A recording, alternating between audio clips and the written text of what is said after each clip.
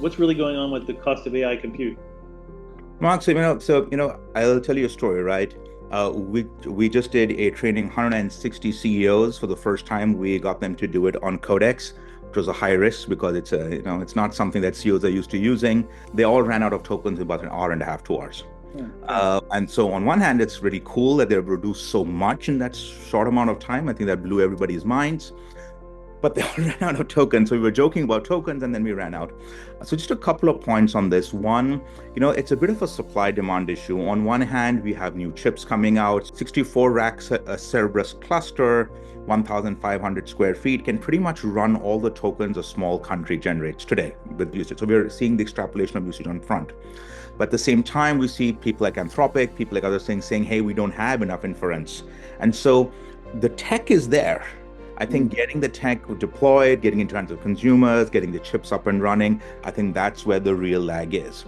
I think the second thing which really concerns me, and I've seen a lot of people now come up and there's an entire thought leadership around the token economy. And, I heard that they're trying to do a token exchange and futures on tokens and all of this.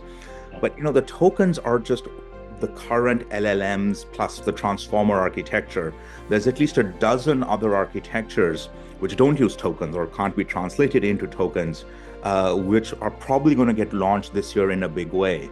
And so I just caution people when when we think about AI and compute, the fundamental calculations of what converts, a conversation that you and I might have with, Claude or a ChatGPT into electricity or compute, those aren't set in stone yet. And so I think there's going to be at least 6 months more of data and optimization to see where that one goes. But then also on the other side is to see that, hey, where is the next diffusion architecture or RAIN architecture or JPAC architecture, things that are we know work, that are just not out in the public domain at scale yet.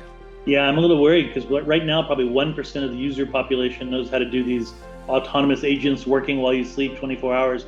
What happens when we get to 5% or 10% or whatever of the population? Then you're really going to overload these servers, yeah?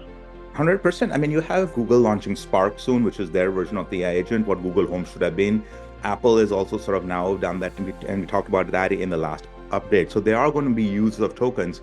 But again, for me, part of it is also, but we also see the optimizations and the chips that can support that kind of use, as well as the local LLMs and the chips. So, I would hesitate to say that, oh my God, we are running out of tokens, or oh my God, we are not using enough tokens. It's still very much up for grabs.